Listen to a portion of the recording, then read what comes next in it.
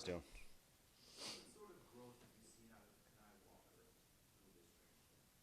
Yeah, he's a young guy that's playing with a lot of confidence, right? That's the number one thing. Um, Jay Valai had a good relationship, right? Coach with him at Oklahoma. He's a technician, right? Like he's one of those guys that takes that very serious. He knows who he is. Like he's very self-aware of his player of his ability, like what he can and can't do. So anytime you see young guys like that, they learn, right? They make mistakes, they learn, they grow from it. That's the biggest thing with him. You know, he's still got a long ways to go, but at the same time, you're seeing a pretty high level of consistency in what he's doing. Jim, this preseason game still, and it was the first one too. What were your impressions of the defense and just how the first unit was aggressive and seemed to check a lot of boxes? Yeah, I think that's the first thing is the aggression, the play speed. They were flying around, you know, simple preseason one game plan. So put it in their hands, let them communicate it, and go make plays. And didn't do a lot to help them, right? Just a little bit of movement and things like that. But for the most part, just core things within the defense and just wanted to watch them go compete and run around. And as I mentioned last week, go tackle. I thought we tackled pretty well. And obviously to get in a 2nd-and-1 situation and work our way out of it, get a 3-and-out, that was fun to see. But you know, long ways to go. We got a lot to improve on, but at the same time, for them just to have a taste of success here early, hopefully we can build off that. What are some of the advantages of calling plays on the sideline, or why do you prefer it? It's what I've always done. I'm actually going to go up this week, right, and do the opposite here, flip in Cleveland and see how that feels. I've primarily been on the sideline my whole career. In college, was down there every game. Was a handful of games I was up in the box last year in Denver, but just feeling the emotion, kind of the direct communication and conversations you can have and not have to play the telephone game a little bit. I've always enjoyed that as a coach, as a player as well. But at the same time, it might be right for me to go up and have that vantage point and be able to see it from there. So going to feel out both sides here in the preseason and then make the decision going into the regular season. What has Landon Jackson done from beginning of camp where he was with the 2s and 3s of Saturday he was with the top defense? What has he done between camp and now to kind of earn that spot? I think you see the confidence growing, right? In the offseason was a little bit limited to start, just coming off the injury. And obviously new scheme, new position. And when he came back to camp, you saw him own it, right? Like, this is what I am, this is who I am, and he's continuing to grow. That was a big part of the evaluation last week was get out there and let's see what he's able to do with that first group, and was excited for some of the things he did. I'm sure he'd have a different critique of himself because he's hard on himself, but that's the number one thing with Landon is just playing with confidence and trusting his ability and trusting the physicality he has. What's the checklist look like for a joint practice for you and defense? Things that you want to make sure you're getting done. Number one is the physicality, right? You're going against somebody else that always, lifts the intensity of a practice. You get sick of beating up your own guys. They know what you're doing. You know what they're doing. And in some ways, like, you're game planning them, you're watching a little bit, but it's a little bit more of like you don't exactly know what you're going to get, so just play ball. And anytime that you have a new system and you get guys that have to react on the fly a little bit, because in a practice setting, you're going to see more things than you're going to get in a preseason game, for instance. So that's the biggest thing is can our guys just go out there and play with confidence, react to certain things that they haven't studied, they haven't seen, or they haven't repped for a couple weeks. That's the biggest thing, just seeing if we can get through our adjustments and be clean with our communication and still play physical and confident. With that being said, will you do more things in the joint practice than maybe you would do in a preseason game? Maybe stuff that you don't want to put on film in a preseason game? Yeah, there's elements to that you will. I mean, obviously this coach is a pretty tight-knit community and a lot of guys know people, so there's certain things that even with it being a practice setting might not put on tape, but at the same time you will do a little bit more in that setting than you would in the preseason when all 32 teams' eyes are on it. So excited for that. And again, just different skill sets. You talk receivers or running backs, like it's just a different test than what we see every day. So I'm excited for the evaluation of a lot of guys, and again, the competitive juices just get flowing a little bit more in a training camp practice. Guys can get away with a little bit more shit talking and stuff like that. So it's always fun just to see how guys accept that challenge and go out there and compete. Terrell Bernard dealt with a lot of injury stuff last year. He seems to be better now. He made an athletic play in the game on Saturday. What have you seen from him? What have you learned about him in your time working with him since the spring? Yeah, couldn't be happier with where he's at from a communication, leadership, understanding of the scheme. Like he's a student of the game. He's so damn smart, and sometimes you want him to turn his brain off and just go play free and react to what he sees rather than overthink it. That's the biggest thing. It was a little more structured in what he was asked to do in the previous scheme. So it was very much I see this, I do this, and just getting him to play a little bit more free was probably the number one thing. And if you want to play the way we want up front ahead of him, like he's going to have to react a little bit more, and that was the number one thing he's had to learn. I think he's doing a great job, all the backers, but him particularly, and you just see the confidence he's having in that ankle in his body right now.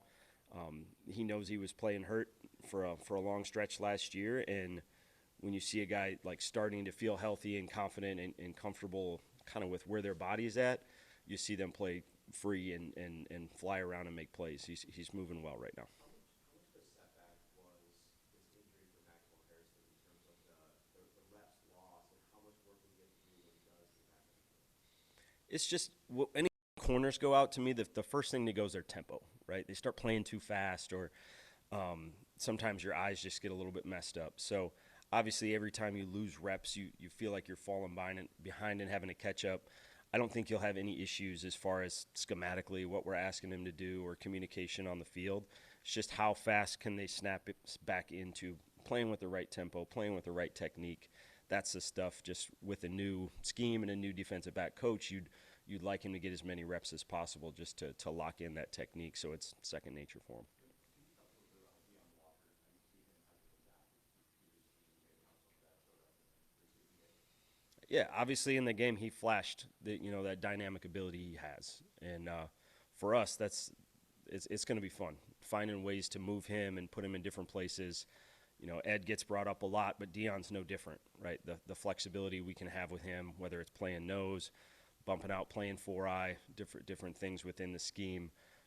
He's a student of the game. Like he's really bright, and in game, it's really impressive just to see what he can come back and communicate on the sideline, whether it's things that he heard, what he saw. That was really cool to see as a coach, because not every player can do that, and not every player wants to do that. They just go play ball, but he sees everything around him in real time, which is really cool for a defensive lineman.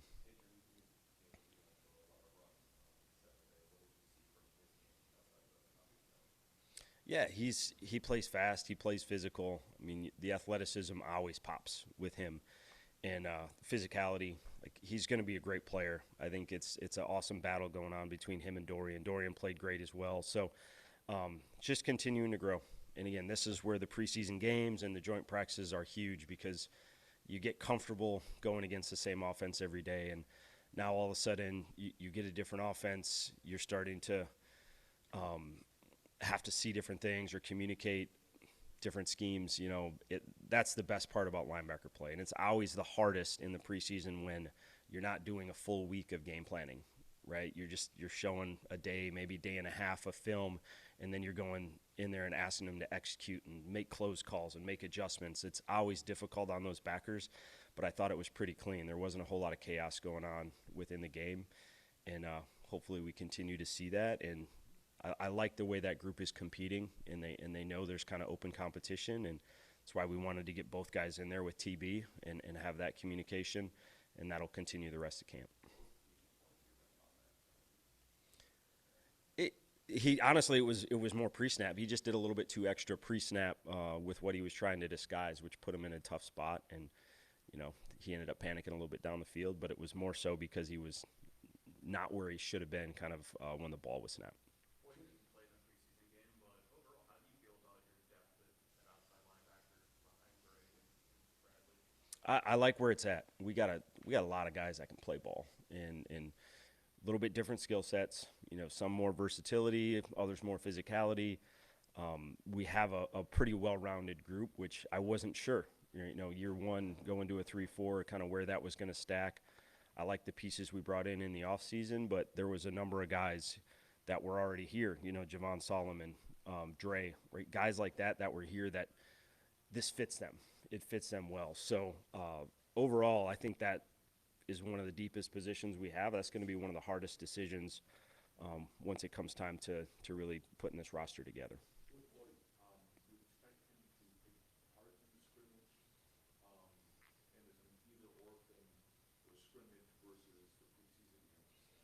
Yeah, Hoyt's still in this progression return to play. You know, we weren't sure where it was going to exactly be when he got to training camp, and he was kind of free to go, and we're just continuing to build up his volume. He's obviously practiced every day in camp, held him out of the game, and again, he's going to hit the field before, you know, in one of these games before the regular season starts. We're just working through what the best situation is. But he's handled the volume and the progression that he's been asked to do all through camp. He's in a great spot, and it's more so protecting him from him than it is anything else.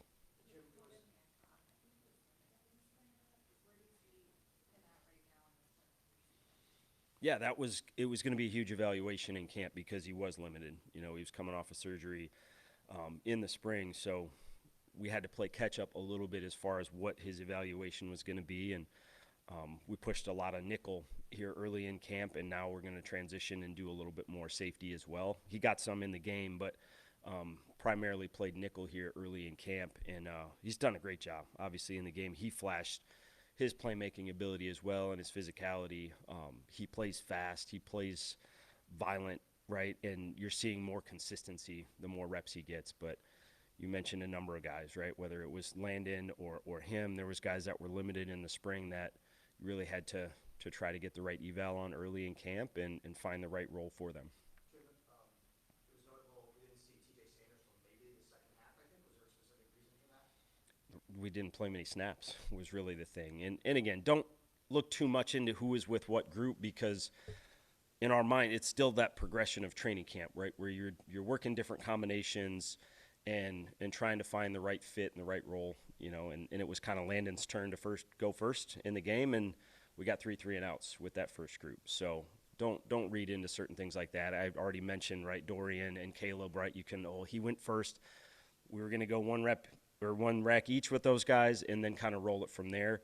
So there's a number of things where we just wanted to see different combinations of players on the field, and you know it'll change game 2, game 3 as we continue to go through the preseason. And then you mentioned the guys you have outside of it. Mike Dana has sat time to start a series and end a series. For a veteran like that to come in, how nice is it to see a guy just kind of adapt right away and be able to kind of do what you need him to do? Yeah, it was great to see Mike get the production, right? He's just a steady guy, right? He's physical. He does his job. He's consistent. And obviously he put together a huge drive there with the 2 big sacks.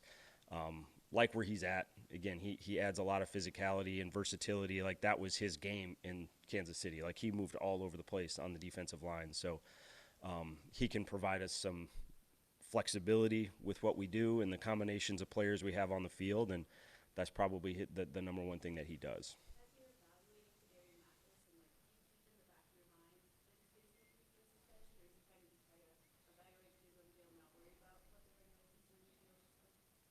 I mean, it has to be part of the evaluation, right? You know, one, he has to find a way to make the team, right? He has to show the value that he can bring, but you know that's a part of the evaluation, unfortunately. But like where he's at, you know, he flashed a lot early in camp, and now he's got to do it again. You know, that's the name of the game sometimes is the consistency and just continuing to do it over a long stretch of time, but you can't take that completely out of the evaluation, but at the same time, like the tape is what's gonna make the decision at the end of it.